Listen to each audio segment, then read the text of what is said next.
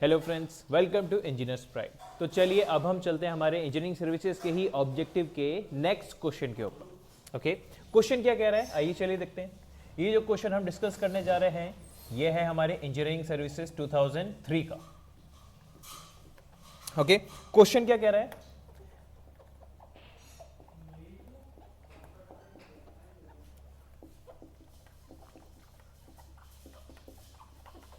which of the following mechanism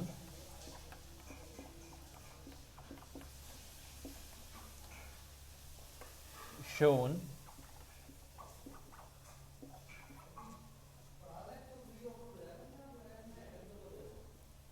do slash does not have single degree of freedom। Okay, ये question है हमारे degree of freedom topic का। Okay, कौन कौन से मैकेनिज्म है, आइए चलिए ध्यान से देखते हैं हम। देखिए, इसमें बड़ा ध्यान से आप मैकेनिज्म को ऑब्जर्व करिएगा। ओके, कुछ बहुत आसान है, कुछ बहुत डिफिकल्ट है। ओके, सबका करने का तरीका बेसिक है और एकदम बेस जिनके स्ट्रांग हो गए उन्हें क्वेश्चन में घबराना नहीं है, ठीक है। और जिनके बेस स्ट्रांग नहीं है वो ऐसे क्वेश्चंस को बार बार प्रैक्टिस करें जिससे बेसिक आपकी स्ट्रांग बन जाए। देखिए, जो ये इंजीनियरिंग सर्विसेज, ये आईएएस और आईएफएस, ये जो यूपीएससी के क्वेश्चंस हैं, क्वेश्चंस टफ नहीं है। क्वेश्चन कहां से हैं, वही सिलेबस से जो हमने पढ़े, बट क्वेश्चन का डायग्राम ये लोग ऐसा दे देते हैं कि बच्चे डायग्राम से डर जाएंगे। और क्वेश्चन की लैंग्वेज, ये पर्टिकुलर क्वेश्चन जो हम डिस्कस करने वाले हैं, इस क्वेश्चन में लैंग्वेज तो कोई टफ नहीं है, लेकिन डायग्राम जरा देखिएगा। यहाँ पे डायग्राम से डरा डरा के बच्चों को लग जाएगा कि यार ये क्वेश्चन हमारे बस का नहीं, इसको छोड़ देते हैं, ठीक है। लेकिन कॉन्सेप्ट पे चलते रहेंगे तो ये भी इजी लगने लगेगा। चलिए आइए देखते हैं सेकंड डायग्राम कैसा है।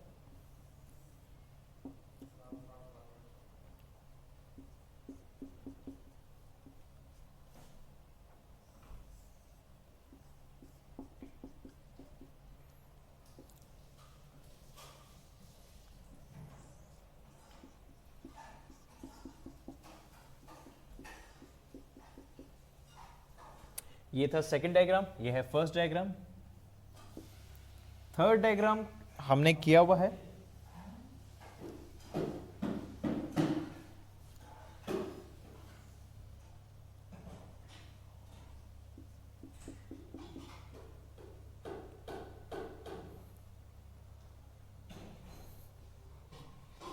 और फोर्थ डायग्राम है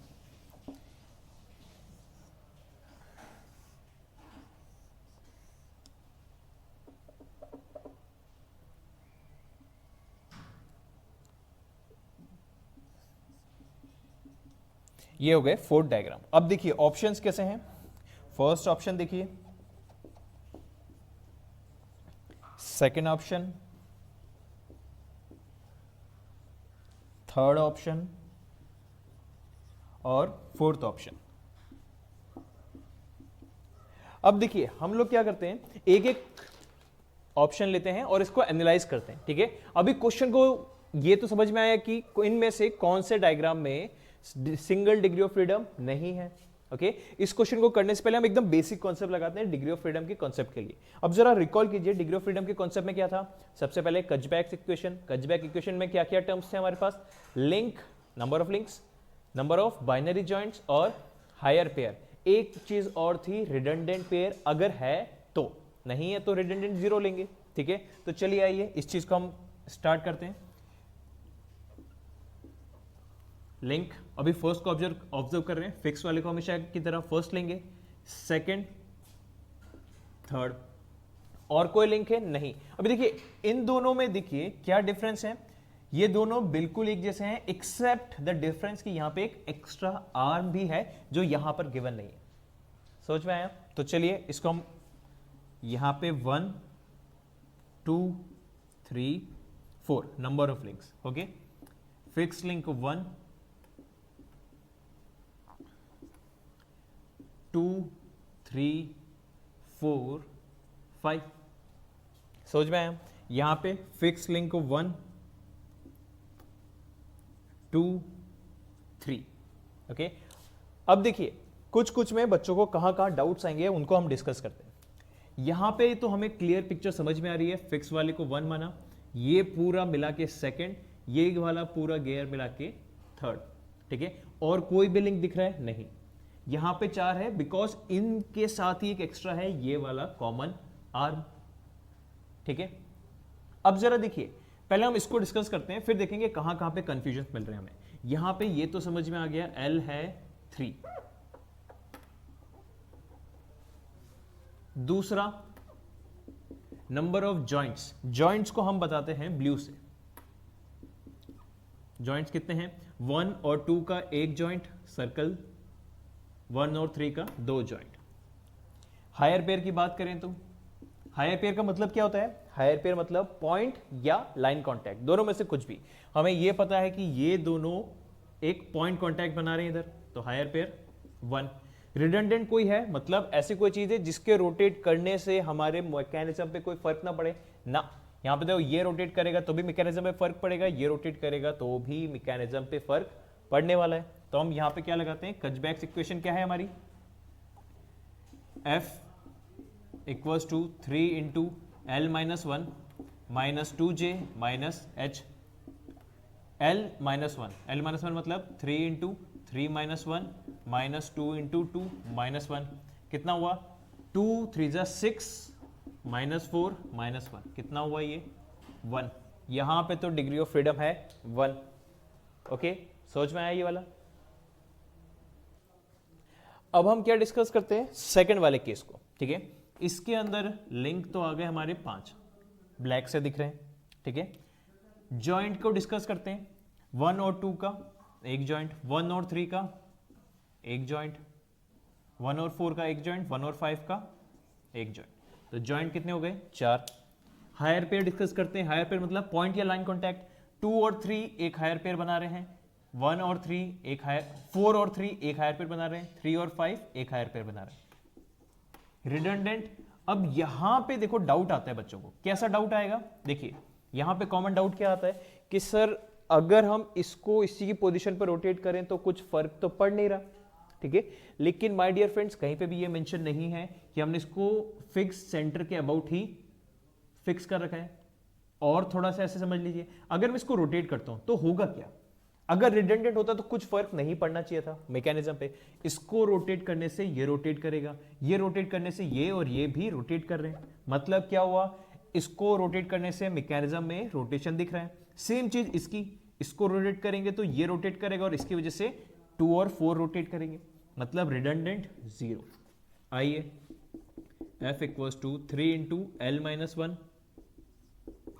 minus 2 into J minus H, कितना आया 4 3 जा 12 माइनस 8 माइनस 3 11, 12 माइनस 11 1। यहां पे भी डिग्री ऑफ फ्रीडम आ गया 1। चलिए ठीक है, ये तो हमें समझ में आया, 1 और 2 तो सिंगल डिग्री ऑफ फ्रीडम है। क्वेश्चन में तो ये पूछा कौन सा डिग्री ऑफ फ्रीडम सिंगल नहीं है, मतलब 1 और 2 ऑप्शन तो नहीं होंगे, ठीक है। 2 वाला तो वैसे ही काट दिया हमने। अब क्या बचा 3 4 3 या सिर्फ 4, ओके। तो चलिए आइए अब हम इसको कैलकुलेट करते हैं। यहां पे 1 2 3 जॉइंट, 1 और 2 वाला एक जॉइंट, 1 और 3 वाला एक जॉइंट, जॉइंट कितने हुए 2। हायर पेयर कितने हुए 1, H इक्वल्स टू 1। कोई भी रिडंडेंट है नहीं, इसको रोटेट करेंगे ये मूव करेगा, इसको रोटेट करेंगे ये मूव करेगा, तो मतलब क्या हुआ हमारा, यहां पे डिग्री ऑफ फ्रीडम निकालते हैं, F equals to 3 into 3 minus 1 minus 2 into 2 minus 1, कितना आया 3 2 जा 6 माइनस 4 माइनस 1, मतलब थर्ड ऑप्शन भी नहीं है, थर्ड वाले हटा दो। तो हमें वैसे दिख रहा है कि 3 एलिमिनेट हो गए, तो यही ऑप्शन है, लेकिन एक बार चेक कर लेते हैं कि कैसे यहां पे सिंगल डिग्री ऑफ फ्रीडम नहीं है, ठीक है। नंबर ऑफ लिंक तो 4 हमने कैलकुलेट कर लिए। कुछ बच्चों को अगर ये डाउट होगा कि सर अगर मैं सेकंड को रोटेट करूं, तो सेकंड को रोटेट करेंगे तो क्या होगा, ये रोटेट करेगा तो ये ऐसे मूव करने लग जाएगा, उसकी वजह से ये आर्म फोर्थ लिंक भी मूव करेगा, मतलब रिडंडेंट तो नहीं है, यहां पे रिडंडेंट नहीं आ रहा है। अब हम कैलकुलेट करते हैं जॉइंट, 1 और 4 सॉरी 1 और 3 एक जॉइंट, 1 और 4 एक जॉइंट। अब देखिए इसका मतलब ये वाला जो जॉइंट है ये बाइनरी नहीं, ये टर्नरी जॉइंट है। कैसे टर्नरी का मतलब जहां पे 3 लिंक्स जुड़ रहे हो, 1, 3 और 4 कहां जुड़ रहे हैं, इस जॉइंट से। तो ये क्या हुआ, ternary. 1 ternary equals to 2 binary. 2 तो ये हो गए और 4 और 2 का ये कितना हुआ, जॉइंट 3। हायर पेयर कितने हैं, हायर पेयर आइए कैलकुलेट करते हैं। 3 और 2 का कॉम्बिनेशन कहां पर है, कहां पे जुड़ रहे हैं, ये पीछे इस आर्म के पीछे एक पॉइंट पे, एक पॉइंट कॉन्टैक्ट, हायर पेयर। आइए डिग्री ऑफ फ्रीडम कैलकुलेट करते हैं। 3 into L minus 1 minus 2 into 3 minus 1 कितना आया, 3 3 9 minus 6 minus 1, 9 minus 7 2, degree of freedom आया 2। मतलब माय डियर फ्रेंड्स आंसर क्या हुआ हमारा, 4th। समझ में आया। अब देखिए जरा हम लोग क्या बात कर रहे हैं, ये जो क्वेश्चन में 2 डिग्री ऑफ फ्रीडम आया, डिग्री ऑफ फ्रीडम का मतलब क्या होता है, नंबर ऑफ कंस्ट्रेंट या फिर इनपुट्स जो हमें मोशन को डिफाइन करने के लिए देने की जरूरत है। डिग्री ऑफ फ्रीडम 2 आया मतलब इस मैकेनिज्म में 2 इनपुट देंगे तब हमारा मोशन डिफाइन होगा। समझ में आया, ठीक है। मतलब जब हम आगे डिस्कस करेंगे गियर्स में, इस तरीके का गियर ट्रेन का मैकेनिज्म जहां पे एक आर्म लगा होगा, इसको हम एपिसाइक्लिक गियर ट्रेन कहते हैं, ठीक है। आगे डिस्कस करेंगे एपिसाइक्लिक क्या होता है। तो वहां पे डिग्री ऑफ फ्रीडम 2 मतलब वहां पे इनपुट 2 चाहिए। समझ में आया। ये हो गया हमारा क्वेश्चन। इंजीनियरिंग सर्विसेज 2003 का था, ऑब्जेक्टिव मतलब 2 मार्क्स का। इस 2 मार्क्स में इन्होंने इन चारों का डिग्री ऑफ फ्रीडम कैलकुलेट करा लिया। तो जरूरी नहीं है कि एक एक डिग्री ऑफ फ्रीडम वाले ही क्वेश्चन आए, ठीक है। 4 डिग्री ऑफ फ्रीडम कैलकुलेट कर रहे हैं, लेकिन काफी इजी थे। इन 4 में देखा जाए तो 3 तो बहुत इजी थे। यहीं पे थोड़ा बहुत कंफ्यूजन हो सकता है, वो भी कहां होगा, सिर्फ इसकी वजह से कि ये बाइनरी जॉइंट नहीं, ये टर्नरी जॉइंट है। टर्नरी जॉइंट का मतलब हुआ यहां पे 3 लिंक मिलके एक जॉइंट बना रहे। समझ में आया फ्रेंड्स। ये हो गया हमारा डिग्री ऑफ फ्रीडम 2। तो चलिए अब जो बच्चे इसको नोट डाउन कर रहे हैं या खुद कैलकुलेट करना चाह रहे थे, वो बच्चे पहले वीडियो पॉज करें, थोड़ा पीछे लाएं, फिर वीडियो को पॉज कर दीजिए जहां पे सिर्फ क्वेश्चन लिखे हुए थे, डायग्राम्स बने हुए, ठीक है। फिर चारों को आप डिग्री ऑफ फ्रीडम कैलकुलेट कीजिए, फिर चेक कीजिए 1 1 1 और 2। अगर डिग्री ऑफ फ्रीडम यही आते हैं तो वेरी गुड, कॉन्ग्रेचुलेट योरसेल्फ, आप नेक्स्ट वीडियो की तरफ जाइए, ओके। और अगर लगता है कि आपका कोई भी एक आंसर गलत आ रहा है तो वीडियो को वहां लेके जाइए जहां पे हमने डिस्कस किया है उस पर्टिकुलर आंसर को जो आपका गलत है, और फिर इसको देखिए आपकी गलती कहां हुई, ठीक है। सबसे ज्यादा गलती होने के चांसेस देखिए 2 जगह है। यहां पे रिडंडेंट लगने लग जाता है बच्चों को, लेकिन रिडंडेंट का कॉन्सेप्ट माइंड में बार बार रिपीट कीजिए। रिडंडेंट मतलब ऐसा मोशन जिससे मैकेनिज्म में कोई भी फर्क ना दिखे, मैकेनिज्म को कोई फर्क नहीं पड़ता। समझ में आया। और यहां पे गलती कहां होगी, बाइनरी और टर्नरी जॉइंट को लोकेट करने में, कि ये टर्नरी जॉइंट है, बाइनरी नहीं। टर्नरी मतलब 3 लिंक, कौन कौन से, 1 3 और 4 मिला के एक जॉइंट बना रहे हैं, ठीक है। इसको ऐसे लिख देते हैं, लिंक 1, लिंक 4 और लिंक 3, ये सब मिलके एक टर्नरी जॉइंट बना दिया। समझ में आया फ्रेंड्स। तो चलिए अब इसको वीडियो पॉज कीजिए और इस क्वेश्चन को एक बार नोट डाउन कर लीजिए, फिर हम आगे बढ़ते हैं। और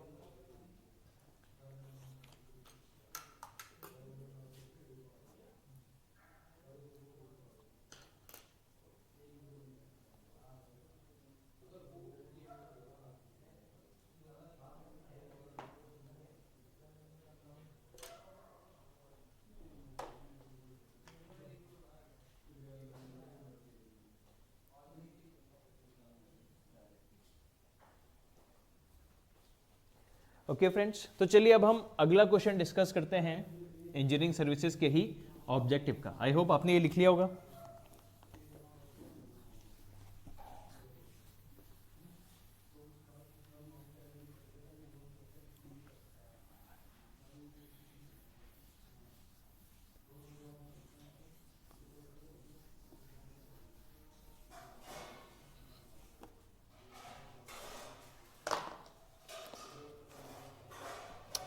क्वेश्चन क्या कह रहा है,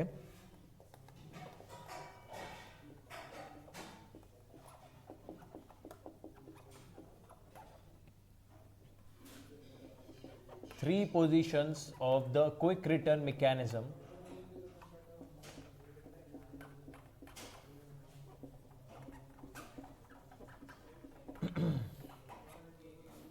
are shown.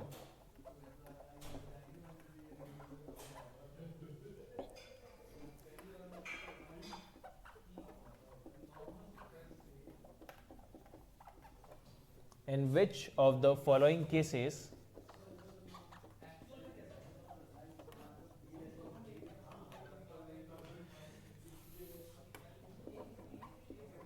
does Coriolis component of acceleration exist?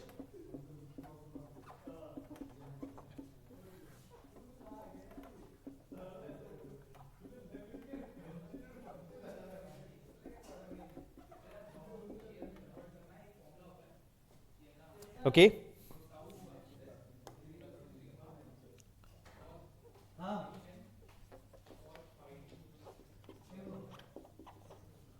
Option है 1 ओनली, 1 and 2, 1, 2 and 3 और फोर्थ ऑप्शन 2 and 3. ओके, तो चलिए आइए देखते हैं, ऑप्शंस को डिस्कस करते हैं अब हम.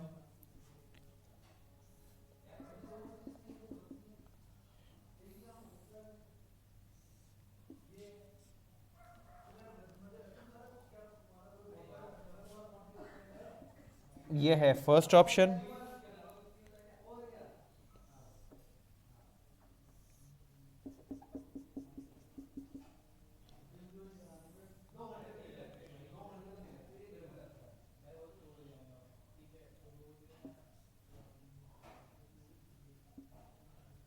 सेकेंड ऑप्शन और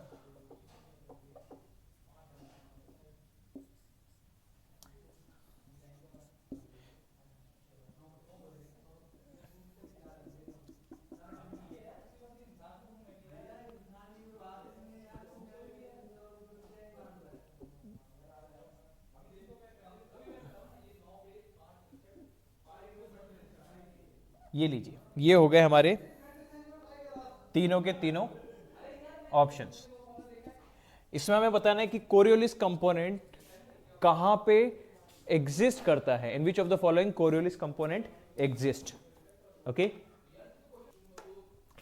अब देखिए, मैं चाहूंगा कि एक बार आप इस क्वेश्चन को अटेम्प्ट करें. ठीक है, वीडियो पॉज कीजिए यहीं पे और इस क्वेश्चन को एक बार अटेम्प्ट कीजिए.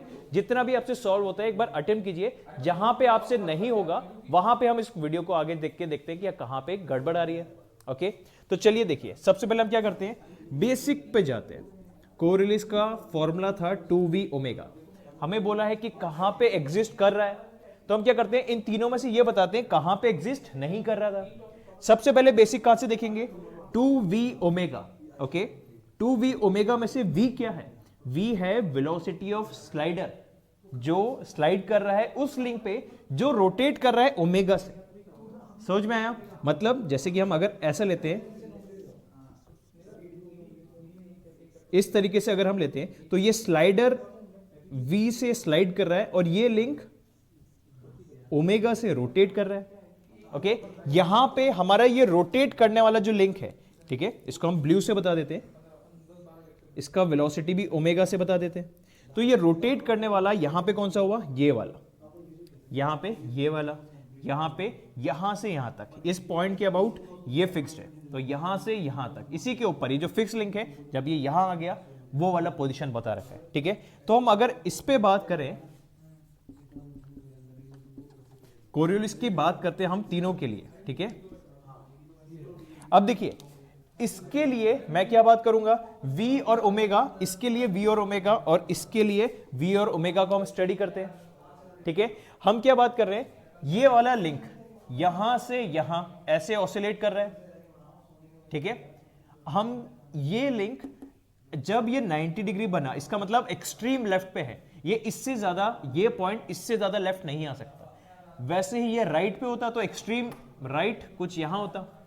ओके, तो जब ये एक्सट्रीम लेफ्ट पे होगा, हमें तो इसकी, इस लिंक के लिए क्या मैटर करता है, v, high omega, sorry omega matter करता है. ठीक है, तो यहां पे हमने क्या बात किया, जब ये लेफ्ट मोस्ट होगा तो ओमेगा का डायरेक्शन देखिए, ये यहां से ऐसे आ रहा था और फिर यहां से रुका, फिर वापस ऐसे आएगा, तो यहां पे डायरेक्शन चेंज हुआ. अब मान लीजिए अगर आप इस डायरेक्शन को पॉजिटिव मान लेते तो पॉजिटिव पॉजिटिव पॉजिटिव, यहां से फिर ऐसा नेगेटिव, तो जब भी पॉजिटिव से नेगेटिव आएगा बीच में जीरो मिलेगा। वो जीरो क्या होगा? जब ये एक्सट्रीम लेफ्ट मोस्ट पोजीशन, मतलब 90 डिग्री जब ये एंगल बनाएगा क्रैंक और ये स्लाइडर, ये सॉरी लिंक, तब ये एक्सट्रीम लेफ्ट पे यहां पे ओमेगा हो गया जीरो। समझ में आया? मतलब इसके लिए तो कोरियोलिस एग्जिस्ट नहीं करता, इसके लिए अभी डिस्कस करेंगे। पहले इस पे आते हैं। इसमें 2v ओमेगा में ओमेगा तो यहां पे जीरो था जैसे कि ये, फिर ये रोटेट करते हुए यहां पे आया, फिर वापस यहां पे आते आते राइट साइड में जीरो, लेकिन ये तो मिड पोजीशन पे, यहां पे ओमेगा तो नॉन जीरो है, लेकिन v क्या था? ये देखिए v है इस स्लाइडर का, इस लिंक पे स्लाइड करने का वेलोसिटी, मतलब ये स्लाइडर ऐसे स्लाइड कर रहा है, तो ये स्लाइडर यहां से स्लाइड करते हुए एक्सट्रीम टॉप मोस्ट पोजीशन पे आएगा। स्लाइडर इससे ऊपर नहीं जा सकता, बॉटम मोस्ट कुछ यहां पे आएगा, ठीक है। तो जब स्लाइडर यहां हुआ तब ये एक्सट्रीम टॉप, अब देखिए स्लाइडर क्या कर रहा है, केवल इस पे बॉटम मोस्ट से टॉप मोस्ट पोजीशन पे जा रहा है। अब स्लाइडर बॉटम मोस्ट से टॉप मोस्ट, फिर वापस यहां से डाउनवर्ड मोशन स्टार्ट होगा, मतलब वापस बिल्कुल उस लॉजिक की तरह कि अगर हम अपवर्ड को पॉजिटिव वेलोसिटी मान रहे हैं, कुछ भी पॉजिटिव, तो ये पॉजिटिव पॉजिटिव पॉजिटिव यहां पे जाके मैक्सिमम या जीरो जो भी वेलोसिटी, फिर यहां पे डायरेक्शन चेंज, तो पॉजिटिव का डायरेक्शन चेंज होगा तो मतलब कहीं ना कहीं तो जीरो आएगा। वो कहां होगा? टॉप मोस्ट पोजीशन पे। यहां पे वेलोसिटी हो गई जीरो, तो यहां पे भी कोरियोलिस जीरो, यहां पे ओमेगा जीरो, इसलिए कोरियोलिस जीरो। अब यहां पे ना तो 90 डिग्री है, ना ही ये टॉप मोस्ट पोजीशन, मतलब ना ही ये नॉन जीरो है, ना मतलब v भी नॉन जीरो, ओमेगा भी नॉन जीरो, मतलब यहां पे कोरियोलिस नॉन जीरो। कोरियोलिस का मैग्नीट्यूड नॉन जीरो, मतलब इसके लिए कोरियोलिस एग्जिस्ट। समझ में आया? कौन सा ऑप्शन? 1 ओनली। ये देखिए, समझ में आया? देखिए, तो अगर आप थ्योरी को ध्यान से पढ़ते जाएंगे तो आपको समझ में आता जाएगा कि देखो क्वेश्चन कोई बहुत ज्यादा टफ नहीं है, बस बहुत ही छोटी छोटी बारीकियों से क्वेश्चन पूछे जाते हैं। अब वो बारीकियों से क्वेश्चन कौन कौन से पूछे जाते हैं ये कैसे पता लगने वाला है आपको? जितने ज्यादा आप क्वेश्चंस लगाते जाएंगे, बार बार रिपीटेड क्वेश्चंस करते जाएंगे अलग अलग तरीके के, तो आपको क्या होगा? आपको समझ में आ जाएगा कि इस तरीकों से ही पूछे जाने वाले हैं क्वेश्चन। टॉपिक इतना बड़ा, लेकिन क्वेश्चंस उस लिमिटेड तरीकों से ही पूछते हैं, लिमिटेड कॉन्सेप्ट से ही पूछे जा रहे हैं। समझ में आया फ्रेंड्स? तो चलिए वीडियो को पॉज करके इस वाले टॉपिक को भी लिख लीजिए, फिर नेक्स्ट वीडियो में हम जाएंगे हमारे नेक्स्ट क्वेश्चन की तरफ, इंजीनियरिंग सर्विसेज के ही, जहां पे कुछ और अच्छी हम प्रैक्टिस कर लेंगे इन क्वेश्चंस की। ओके, तो चलिए फ्रेंड्स वीडियो पॉज कीजिए और इसको भी लिख लीजिए।